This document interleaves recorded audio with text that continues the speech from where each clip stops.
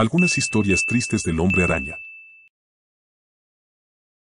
En los cómics, un héroe puede morir de muchas maneras. Brian Michael Bendis le da al Peter Parker del universo Ultimate la muerte más heroica. A pesar de recibir un disparo y que le arrojen un puente encima, Spider-Man aún se enfrenta al Sexteto Sinistro. Logra derrotar a los villanos, pero finalmente perece al enfrentarse a Norman Osborn, el Duende Verde.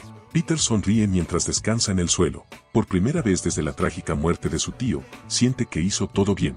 Ver a este joven Spider-Man morir salvando a todos, mientras sus amigos y su tía lloran su partida, fue uno de los momentos más tristes de toda la línea Ultimate y uno de los momentos más oscuros y emotivos de la historia de Spider-Man. En la última cacería de Kraven, el villano titular atrae a Spider-Man a una emboscada, le dispara con tranquilizantes y lo entierra vivo. Luego, Kraven se embarca en una ola de vigilantismo violento, usando el traje de Spider-Man y aterrorizando a los criminales de manera absolutamente brutal. Cuando Spider-Man finalmente logra desenterrarse y va tras Kraven, el cazador se rinde, declarando que ya ha dejado claro su punto de vista y ha demostrado su superioridad. Kraven luego libera a Ratus para que Spider-Man lo persiga, y encuentra sus momentos finales de serenidad en sus aposentos, antes de tomar un arma y acabar con su propia vida de manera abrupta y violenta. Es, sin duda, una de las historias más sombrías de Spider-Man, no solo por la conclusión de Kraven, sino también por el trauma que generó en Spider-Man, quien durante mucho tiempo tuvo pesadillas por haber sido enterrado vivo. La muerte de Gwen Stacy sigue siendo uno de los eventos más conmovedores en la historia de Marvel. La trama, dividida en dos partes, comienza con Norman Osborn desesperado por el abuso de sustancias de su hijo Harry, lo que lo lleva de nuevo a asumir su alter ego, el Duende Verde. Norman secuestra a Gwen, lleva a Spider-Man al puente George Washington, y ambos tienen una pelea que termina con el interés amoroso del héroe cayendo al vacío hacia su muerte. Para empeorar las cosas, se descubre que fue la telaraña de Spider-Man la que provocó la muerte de Gwen, rompiéndole el cuello con el tirón. Fue la primera vez que un superhéroe fracasaba de manera tan devastadora en salvar a un ser querido cuando esta historia fue publicada por primera vez. La historia Spider-Man, Potestad es una especie de intento por parte de Marvel de crear un caballero oscuro para Peter Parker. La trama se desarrolla varios años en el futuro, donde Nueva York se ha librado no solo de los supervillanos, sino también de los superhéroes. La seguridad es mantenida por un gobierno que reprime las libertades individuales de los ciudadanos, alegando que ese es el precio de la paz. En este contexto, encontramos a Peter Parker, un anciano florista que ha sido despedido, golpeado y atormentado por pensamientos sobre su difunta esposa Mary Jane. En esta historia, Mary Jane murió de cáncer debido a los fluidos radiactivos de Spider-Man. Como era de esperar en una historia que emula el regreso del Caballero Oscuro de Frank Miller, Peter vuelve a ponerse el traje de Spider-Man para derrocar al gobierno autoritario y enfrentarse también a un antiguo enemigo. Back in Black, una historia de 2007, explora el lado más oscuro de Spider-Man, mostrando cómo su moralidad puede ser puesta a prueba cuando es llevado al límite.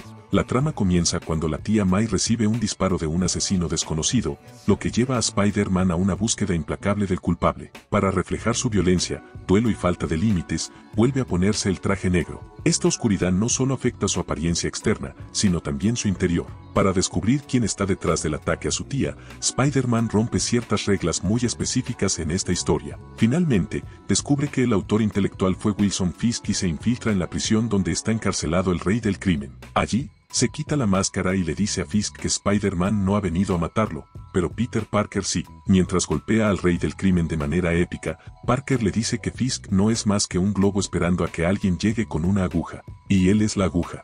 En la historia La Cacería Macabra, los hijos y la esposa de Kraven planean resucitar al cazador y comenzar la cacería macabra mencionada en el título. Mientras se preparan para intentar una profana resurrección, la esposa y la hija de Kraven buscan a Spider-Man, ya que necesitan su sangre para el ritual y están dispuestas a hacer cualquier cosa para conseguirla. Además de la trama oscura, las imágenes evocadoras de Michael Lark son indudablemente el componente más impactante de la historia. Lark establece el escenario en la oscuridad y bajo la lluvia, con figuras semivisibles en las sombras. Además de las escenas de sacrificio, Spider-Man es inmovilizado en una pared, atravesado por una lanza. Este es, sin duda, uno de los cómics más oscuros y violentos de Spider-Man. Jean DeWolf fue un personaje recurrente en la mitología de Spider-Man, apareciendo por primera vez en Marvel Team-Up número 48, escrito por Bill Mantlo e ilustrado por Sal Buscema en 1976. La detective de policía colaboraba frecuentemente con Spider-Man, siendo una de las pocas oficiales de autoridad que confiaba en el trepamuros. Más que nada, DeWolf era una amiga. Su brutal y cobarde asesinato a manos del criminal conocido como Devorador de Pecados llevó a Spider-Man a una implacable búsqueda de venganza. Daredevil lo ayuda en esta investigación, llegando a un punto en el que el propio hombre sin miedo tiene que enfrentarse al héroe, que está al borde de perder la razón. Finalmente, descubren que el hombre que mató a Jean DeWolf fue Stan Carter, el policía que había informado a Spider-Man sobre su muerte al inicio de la historia. El arco argumental cambio presenta una trama recurrente de uno de los villanos de Spider-Man. El Dr. Curt Connors está nuevamente cediendo a sus impulsos de lagarto, pero esta vez de una manera más violenta e irracional que nunca. La historia es intensa por naturaleza, ya que trata sobre el esfuerzo de un hombre por no autodestruirse por completo. Él busca a su hijo, y es aquí donde el impulso narrativo típico de Spider-Man normalmente terminaría. Spider-Man aparecería, calmaría a Curt, y este se conmovería con las lágrimas de su hijo y volvería a la normalidad. Sin embargo, esta vez, el lagarto simplemente devora al niño, mientras que una parte de la mente consciente de Curt Connors grita de desesperación al verse devorando a su propio hijo. Sin duda, una de las escenas más impactantes jamás mostradas en un cómic de Spider-Man. La saga del clon de Spider-Man fue una locura, y la escena en la que Peter Parker grita y golpea a Mary Jane es un excelente ejemplo de las fallas de este extenso arco. En el espectacular Hombre Araña número 226, de Tom DeFalco, Sal Buscema y Bill Sienkiewicz, se narran las continuas batallas entre Peter Parker y Ben Reilly para determinar quién es el verdadero Peter y quién es el clon. Esto lleva a Peter a una profunda crisis de identidad.